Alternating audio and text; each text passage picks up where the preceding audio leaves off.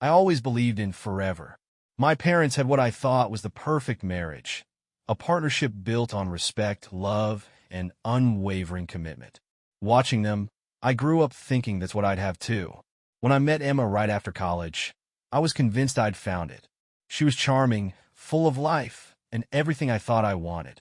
We got married young and started building our life together, eventually welcoming our two daughters, Lily and Sophie. From the outside, we were the picture-perfect family. But looking back now, there were subtle signs I ignored, cracks forming in the foundation I thought was solid. Emma started staying late at work more often than usual. Her phone, once left carelessly on the counter, was suddenly glued to her hand. At first, I chalked it up to stress. Juggling a career and a family wasn't easy for either of us. But something in her demeanor changed. She became more distant, more irritable. The playful conversations we used to share were replaced with short, clipped exchanges. I told myself it was just a rough patch, that every couple goes through these phases. I never imagined that behind the distance, there was another man. It was a Tuesday evening, one of those mundane nights where nothing felt particularly off. Emma was in the kitchen, scrolling through her phone while pretending to listen to Lily talk about her art project. Something in her expression caught my attention. A small, almost imperceptible smile flashed across her face, the kind she hadn't shown me in months. I brushed it off at first, but later that night, while she was showering, her phone buzzed on the counter. A single name popped up on the screen: Ryan. Curiosity mixed with a pit in my stomach. I picked up the phone, not something I'd ever done before, and hesitated. Part of me didn't want to look. What if I was just being paranoid? But something stronger, some deep instinct, pushed me to open it. The messages were right there. No disguises, no clever tricks. Just words I never thought I'd see. You looked incredible today. I can't stop thinking about last night. I wish you were here with me now. I stood there frozen, my chest tightening with every word. It felt like a punch to the gut, over and over again. This wasn't just a casual flirtation. The tone of the messages, the frequency of them, they were intimate, personal. When Emma came out of the shower, I was still standing there, phone in hand. She froze when she saw me, her expression a mix of shock and fear. "What are you doing?" she asked, her voice shaky, almost defensive. I didn't have the words yet. All I could do was stare at her, holding up the phone like it was a physical piece of evidence for her to explain away. "What is this, Emma?" My voice cracked as I held up the phone. I wasn't yelling. I didn't have the energy for that yet. It was more of a plea, a desperate attempt to make sense of what I had just seen. Her eyes darted to the phone, then back to me. For a moment, she looked like a cornered animal, searching for an escape. "It's not what you think," she started, her voice uneven. I shook my head, feeling the weight of the moment press down on me. "Don't insult me. I read the messages. Who is Ryan?" She let out a shaky sigh and looked away, as if avoiding my eyes would somehow lessen the impact of what she was about to say. "He's a friend, someone I've been talking to. That's all. Don't lie to me." I snapped, my voice louder this time. "Friends don't send those kinds of messages, Emma. Are you sleeping with him?" Her silence was deafening. She didn't deny it. She didn't even try to come up with a flimsy excuse. Instead, she sat down at the edge of the bed, covering her face with her hands. "I didn't mean for this to happen," she whispered, as if that would make it any better. I felt like the air had been sucked out of the room. My hands were shaking, my heart racing. "How long?" I managed to ask, though part of me didn't want to know the answer. "A few months," she admitted. "I'm sorry, Jack. I never wanted to hurt you." I laughed bitterly, the sound foreign even to me. "You never wanted to hurt me? Then why? Why would you do this to us, to our family?" Her excuses came pouring out then, stress, feeling unappreciated, needing something that she claimed I couldn't give her. "I still love you," she said, her voice trembling. But I felt stuck. Ryan just made me feel alive again. Alive. That word echoed in my mind as I stared at her. I had spent years building this life with her, thinking we were partners in everything. And now she was sitting there, telling me she needed someone else to feel alive. After Emma's confession, I felt like I was drowning in a sea of emotions. Shock hit me first, a numbing disbelief that this was my life now. Then came the anger, surging through me like a wildfire. How could she do this? How could she betray the vows we made, the life we built? I stormed out of the house that night, needing space, air, anything to keep myself from breaking apart completely in front of her. I drove aimlessly, gripping the steering wheel until my knuckles turned white. Memories of us flooded my mind. Our wedding day, the birth of our daughters, quiet nights spent laughing on the couch. All of it felt tainted now, like some cruel joke I hadn't been in on. When the anger subsided, sadness took its place. A deep, hollow ache settled in my chest, making it hard to breathe. I thought about Lily and Sophie. How would this affect them? They adored their mother. How could I explain that the person they looked up to, trusted, had shattered our family? And then there was guilt. I started questioning myself, replaying the past few years in my mind. Had I missed the signs? Could I have done something differently to prevent this? Was I really so blind to what was happening right under my nose? Sleep was impossible in the days that followed. My mind refused to shut off. Replaying the moment, I found those messages over and over again. I felt like I was living in a nightmare I couldn't wake up from. Despite everything, there was a tiny part of me that clung to hope. Maybe we could fix this. Maybe she truly was sorry, and we could rebuild what we had. But that hope was fragile, easily crushed by the weight of her betrayal. In the days following the discovery, I vacillated between anger, sadness, and confusion. But the one thing I couldn't escape was the need to make a decision. Emma's betrayal had turned our marriage into a broken thing, and I had to figure out whether it was something worth saving, or if I even had the strength to try. Emma was surprisingly calm during those days. She said she wanted to stay together, for the girls' sake, if nothing else. But her suggestion came with a horrifying condition. She wanted to continue seeing Ryan. She framed it as something she needed to be happy, something she thought I should accept. "You want me to stay married to you?" I said, staring at her in disbelief. "While you have an affair on the side? Do you even hear yourself, Emma?" Her answer was maddeningly casual. "Jack, it doesn't change how I feel about you or the family. Ryan just gives me something I'm missing. Why can't we make this work for everyone's sake?" The sheer audacity of her words made my blood boil. I wanted to scream at her, to demand how she could expect me to be okay with sharing my wife, my life. But I didn't. I walked away instead, needing space to think clearly. I reached out to a lawyer, not because I'd made up my mind yet, but because I needed to understand what I was up against. The meeting was sobering. Divorce wasn't just emotionally messy. It was a legal and financial battlefield. And when it came to custody of Lily and Sophie, the odds weren't in my favor. Family courts tend to side with the mother unless there's something extreme, the lawyer explained. If you want custody, you'll need to build a solid case and prepare for a fight.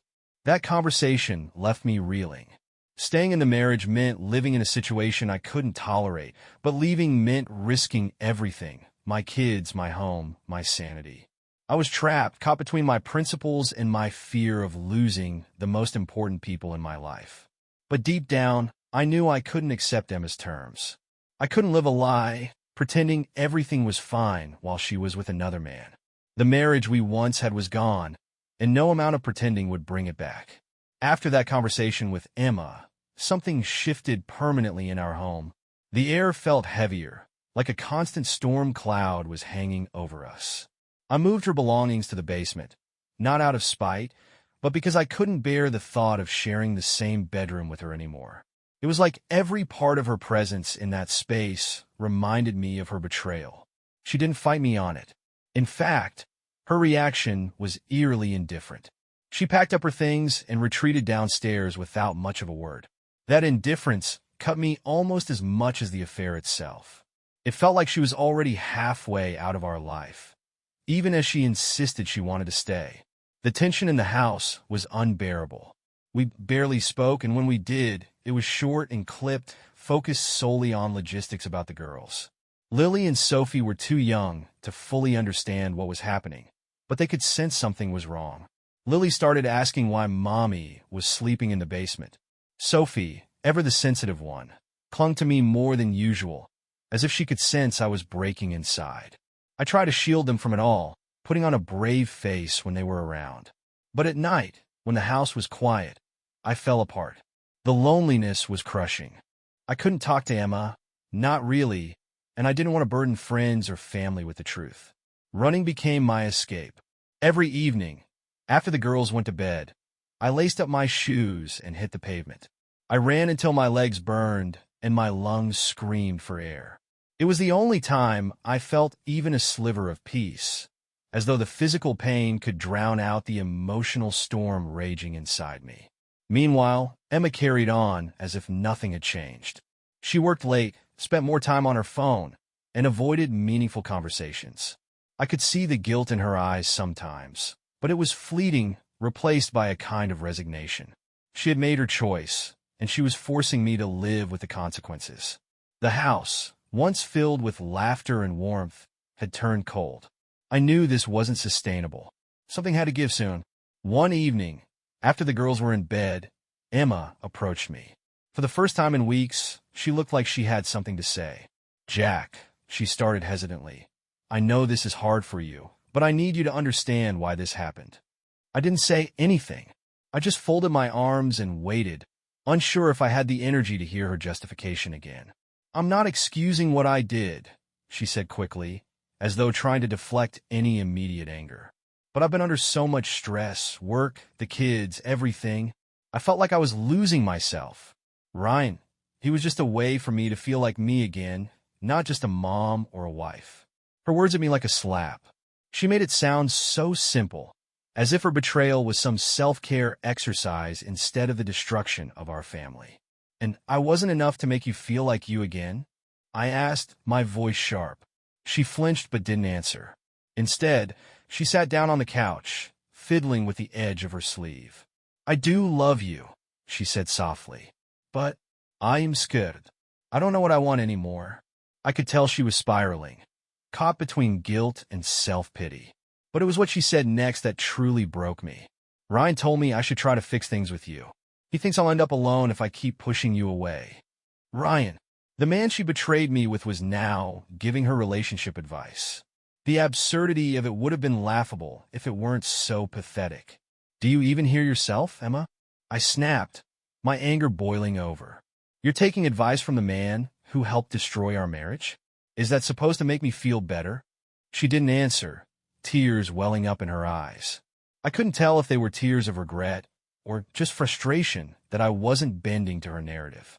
All I knew was that whatever she was feeling, it wasn't enough to erase what she had done or to change what I knew I had to do. It was clear we couldn't keep living like this, not for much longer. The tension in the house was suffocating, and I worried about how it was affecting Lily and Sophie. They deserved a break from the chaos. So, one Friday evening, I told Emma I was taking the girls on a camping trip for the weekend. She didn't argue. In fact, she barely responded, just giving a distracted nod before returning to her phone. A part of me was relieved. At least this trip would be free from her toxic presence. The campsite was a few hours away, nestled near a quiet lake surrounded by tall pines. It was the kind of place that forced you to unplug and just exist. The girls were ecstatic, running around, skipping rocks, and toasting marshmallows by the fire. For the first time in weeks, I felt a small sliver of peace. That night, after the girls had fallen asleep in the tent, I sat by the dying embers of the fire, staring into the darkness. The quiet was deafening, but it gave me space to think. I thought about everything, about Emma, about Ryan, about the life I had thought was so perfect. It was hard not to feel bitter, not to drown in the anger and betrayal. But as I watched the stars above, a strange sense of clarity began to take hold. This wasn't just about me. It wasn't even about Emma anymore. It was about Lily and Sophie. They were my focus now, my reason to keep moving forward. They deserved stability, love, and a father who wouldn't let them down. Emma's choices weren't mine to control, but I could control how I responded. I could be the father they needed, no matter what happened next. And as much as it pained me to admit it, staying in this marriage wasn't going to give them the life they deserved. By the time we packed up and headed home, I felt a newfound determination. This wasn't going to be easy, but I had to start taking steps to rebuild my life for myself and for my daughters. When we returned from the camping trip, the house felt colder than ever. Emma was in the kitchen, scrolling through her phone, looking up only briefly when we walked in. I could see the strain in her face, but I didn't feel sympathy anymore. I felt resolve. Later that evening, after the girls were in bed, I sat down with her at the dining table. This time I wasn't going to hold back. "Emma," I said, my voice steady but firm, "we need to talk. I can't keep living like this." She set her phone down slowly, her eyes wary. "What do you mean?" "I mean us. This marriage. What's left of it. I need to know the truth. Do you love him?" The words came out sharper than I intended, but they hung in the air like a challenge. Her face crumpled slightly, and she shook her head. "It's not like that. I don't love Ryan. He was an escape. That's all. I never wanted to leave you." "But you did leave me, Emma," I shot back, my voice rising. "The moment you chose him over us, you left. You can't have it both ways. You can't destroy what we had and expect me to sit here pretending everything is fine." Her eyes filled with tears, but they didn't move me. "I'm sorry, Jack. I don't know what to say." "You've said enough," I replied, my tone cold. "I've already started talking to a lawyer. I'm preparing for a divorce. And just so you know, I'm going to fight for custody of the girls. They deserve better than this." Her face turned pale. "You can't take them from me," she whispered, her voice trembling. "I'm their mother, and I'm their father," I said firmly. "And unlike you, I'm putting them first." I spent the next few weeks quietly preparing. I divided our finances, gathered documentation, and started building my case for custody. It wasn't just about winning. It was about protecting my daughters from the emotional fallout of Emma's choices. I wasn't going to let her selfishness define their future. The tension in the house was unbearable, but I felt a strange sense of control for the first time in months. I had a plan, and I was sticking to it. The day I filed for divorce was a strange mix of relief and heartbreak. I had always imagined that marriage was forever, but now I was signing papers to end it. Part of me felt like a failure, but another part, one that was growing stronger, knew this was the right thing to do. Emma didn't take the news well. When she was served the papers, she confronted me, angry and desperate. "Jack, we don't have to do this," she said, her voice trembling. "We can still fix things.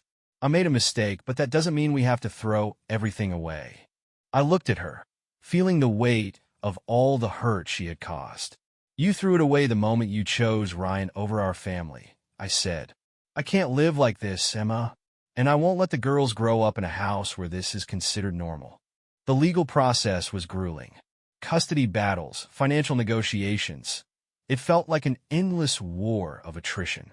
Emma fought hard, insisting she should have primary custody of Lily and Sophie. Her lawyer played the angle that mothers are more naturally suited to care for young children, and for a while I feared she might win. But I didn't back down. I presented every piece of evidence I could. The messages, her admission of the affair, her neglect of the household during those months. More importantly, I focused on what I had done and would continue to do for my daughters. In the end, the court ruled in my favor. I was granted primary custody of Lily and Sophie, with Emma receiving visitation rights. It wasn't a complete victory. No one wins in these situations, but it was enough. Emma was devastated. I could see it in her face the day the ruling came down. She cried, pleaded, and even accused me of manipulating the system. But there was no satisfaction in seeing her pain, just an overwhelming sense of exhaustion and sadness that it had come to this. The divorce was finalized soon after, and Emma moved out of the house. It was strange and quiet without her, but the tension that had consumed our home finally lifted. For the first time in a long time, I felt like I could breathe again. After the divorce was finalized and Emma moved out, the house felt eerily empty. There were moments I'd catch myself expecting to hear her voice or see her walking into the room. But instead, there was just silence. It wasn't the silence of tension anymore, though. It was a clean, fresh kind of quiet, like the calm after a storm. I threw myself into reorganizing my life. First, I tackled the house. I cleared out old memories, photos, trinkets, anything that reminded me of the life Emma and I had shared. I kept what was meaningful to Lily and Sophie, but everything else went into storage or the trash. I repainted the walls, rearranged furniture, and made the house feel like a home again. But this time, it was ours, just me and the girls. Moving on financially was another challenge. Divorce isn't cheap, and raising two daughters on one income was daunting, but I adjusted. I budgeted carefully, cut out unnecessary expenses, and focused on what really mattered. The girls needed stability, and I was determined to give it to them. We fell into a new rhythm. Weekdays were filled with school, work, and after-school activities. Evenings were dedicated to family dinners and bedtime stories. Weekends became our time to explore, to have fun, and to rebuild the bond that had been stretched so thin during the chaos. The girls seemed to adapt quickly. Lily, the older one, was quiet about it all, but I could see she understood more than she let on. Sophie, on the other hand, was my shadow, constantly seeking reassurance that I wasn't going anywhere. I made it my mission to show them, every single day, that I was here for them no matter what. As time passed, the weight of Emma's betrayal started to lift. I wasn't fully healed. There were still nights when the pain crept in, moments when I wondered what I could have done differently. But I was moving forward. For the first time in a long time, I felt hopeful. Months after the dust had settled, life felt steadier. I had focused so much on rebuilding for Lily and Sophie that I hadn't given myself much thought.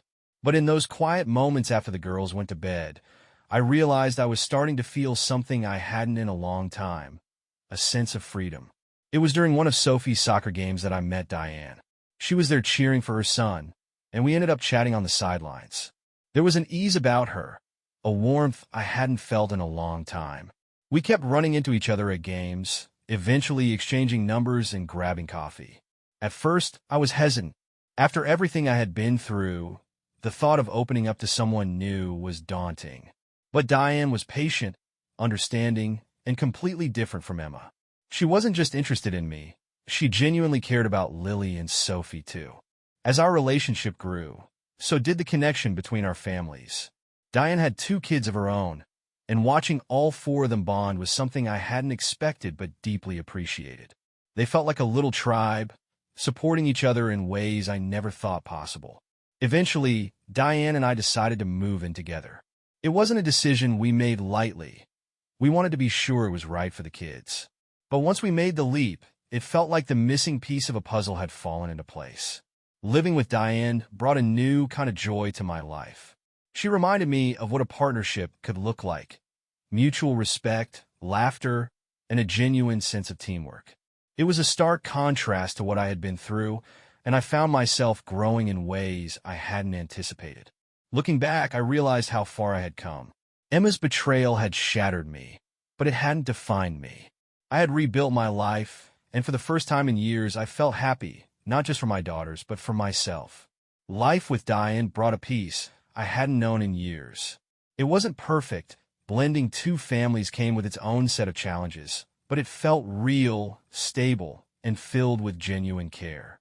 We supported each other in ways that I now realized were missing in my previous marriage. For the first time, I started reflecting on everything that had happened, not with bitterness, but with clarity. Emma's betrayal had devastated me, but in some strange way, it had forced me to grow. It made me reevaluate who I was as a person, as a father, and as a partner.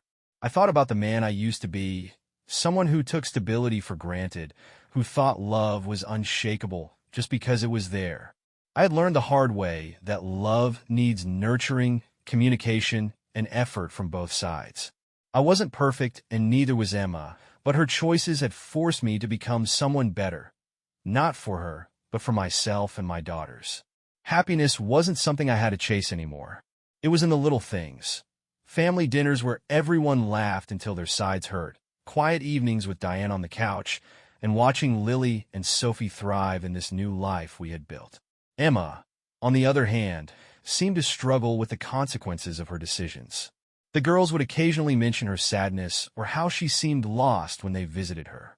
Part of me felt bad for her, but I couldn't let myself dwell on it. She had made her choices, just as I had made mine.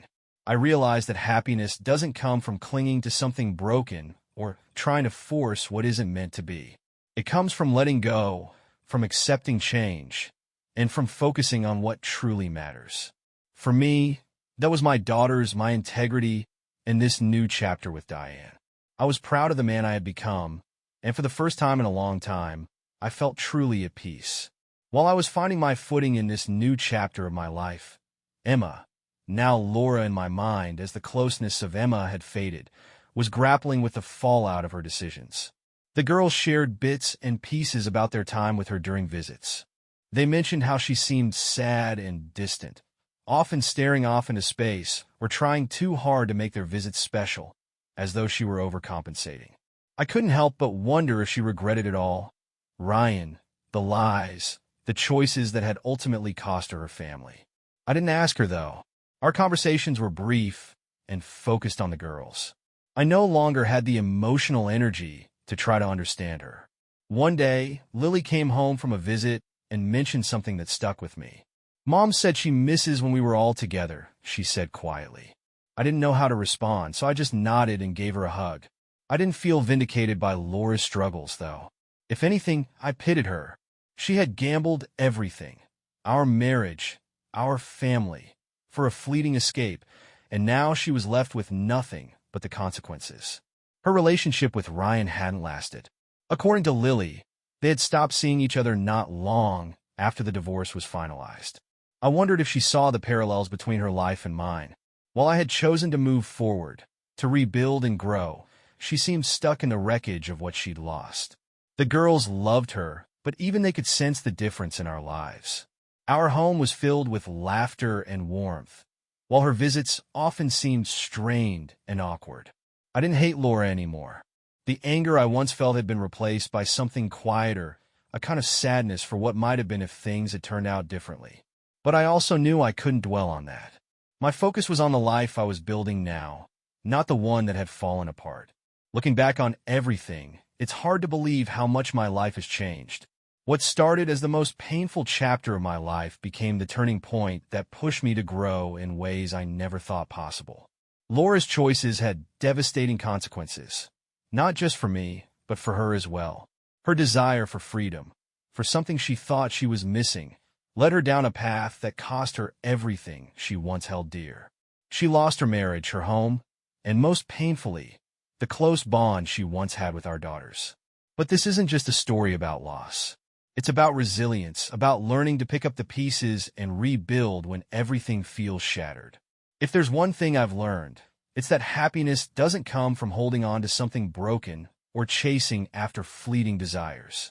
It comes from facing the truth, letting go, and finding the strength to start over. Diane and I have built something beautiful together, not just a relationship, but a home filled with love and stability. Our blended family isn't perfect, but it's real, and it's ours. Watching Lily and Sophie thrive in this environment has been the greatest reward. If I had one piece of advice for anyone facing something similar, it would be this: don't let someone else's choices define you. You have the power to choose how you respond, to decide whether you'll let the pain consume you or use it as fuel to grow. Life has a way of surprising you. Sometimes, what feels like the end is really just the beginning of something better. For me, that meant finding strength in my daughters, in myself, and eventually in Diane. And though the scars of the past remain, they're a reminder of how far I've come and how much I have to be grateful for now.